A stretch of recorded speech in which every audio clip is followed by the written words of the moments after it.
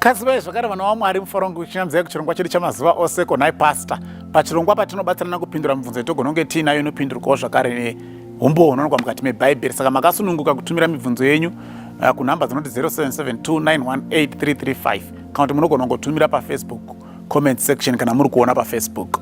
Mubvunzo watira kutarisa nhasi uri kuti iwo konhai pastor, sei muri kurambira pamurairo? Iro Bhaibheri richiti hatiruramiswi nemurairo. Okay? Saka tikuona kuti mibvunzo yatakambobvunza kare, vamwe vasati vakuziva chirongwa chino ichi yakudzoka zvakare. Abva akota Galatians 3 verse 10 to 11. Regatibva taverenga Galatians 3 yacho verse 10 to 11. Inoti iyo panapa, for as many as are of the works of the law are under the curse, for it is written, cursed is everyone that continueth not in all these things which are written in the book of the law to do them. But that no man is justified by the law in the sight of God, it is evident. For the just shall live by faith. Now, verse 10. Vese vanoita mabasa emurairo vari pasi pekutukwa. Nekuti kwakanyorwa kuchinzi wakatukwa uyo asingaiti zvose zvakanyorwa mumurairo iwoyo. Now, ari kuti chipo vese vanofunga kuti kururamiswa kunouya nekuti munhu achengeta mutemo, zvikanzi muri pasi pekutukwa. Why? Because anenge achida zvekuchengeta mutemo kuti agone kururamiswa, anofanira kutochengeta yese yakakwana pasina kana pakadai paanotsaudzira. Ukangotsaudzira chete watoo pasi pechituko. Ndozvitaura Paul. Saka ine mamwe mazwi Paul ari kuti kune nzira mbiri dzaunogona kururamiswa nadzo. Unogona kururamiswa nemabasa, unogona kururamiswa nekutenda muna Jesu Kristu. Sarudzai zvamuri kuda. But kana mada kururamiswa nemabasa nekuchengeta murairo, chizivai kuti amufaniri kana pa1 koma chaiyo yamunotsaudzira. Because mukangotsaudzira chete matoo pasi pekutukwa. Obva azoti asi ziva henyu chinhu ichi chingori nyorodo, the just vakarurama vachararama nekutenda. So we are just, maKristu are not justified by keeping the law. Vaita nharo idzodzo maJudha ndo vaiti isusu we don't need Jesus Christ, we will continue in our observance of the law. Paul akati okay, it's fine, go ahead, but mubva maziva kuti mukangotadza pa1 chete matoo pasi pekutukwa. maKristu obva ati Paul kune imi maKristu musatedzere maJudha, munoruramiswa nekutenda muna Jesu Kristu. Kana matenda muna Jesu Kristu, you are justified. That's what Paul is saying. In other words, Paul is saying you don't need to do any good work for you to be justified if you are a Christian. For you to be justified, you need to believe that Christ died for you and his death is enough to take away your sin. Those who are Paul. Saka zvinozouya papi mubvunzo wobva kuti sei muri kuramba muchirambira pamurairo manje kana tichiruramiswa nekutenda. Now, kana vanhu vachiruramiswa nekutenda, vanobva vatungamirwa mukuita mabasa akanaka. Nhamo iripo ndeyekuti vanhu havachazivi kana kuti vanhu vanozviitisa kusada kuziva kuti chinotanga ndechipi. maJudha ari kuti zitongoda here kuchengeta mutemo. Paul ari kuti munozozvigona here, because kana mada zvemutemo chibvai magona yese. Nzira iri nyore ndiJesu Kristu. Mukatenda muna Jesu Kristu anobva abvisa uipi hwako okupfekedza utsvene hwake. You are justified.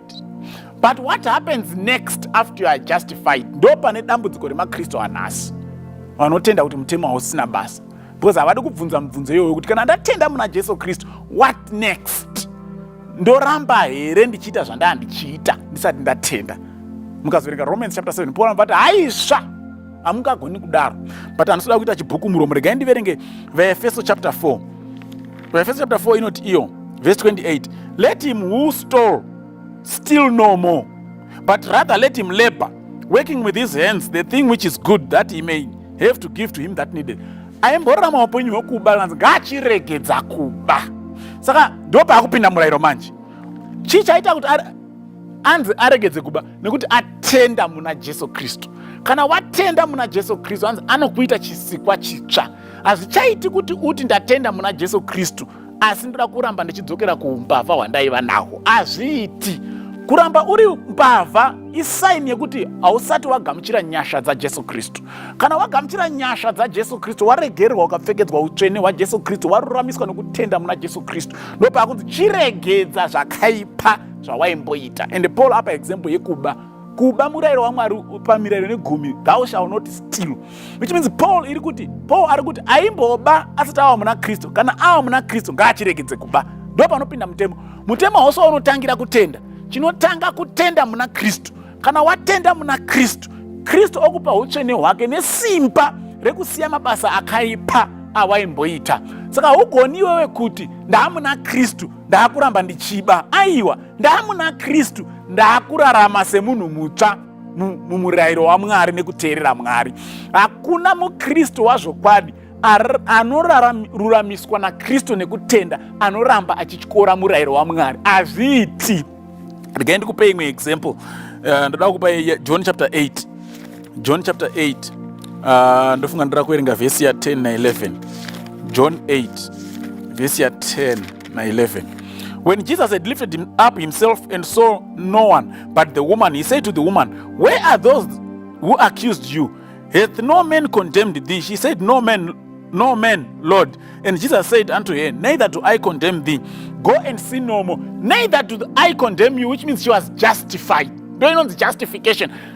Kristo asisiri kukupa mhosva, asiri kuona semutadzi kana watenda maari. Ipapo you are not condemned. You are no longer a sinner.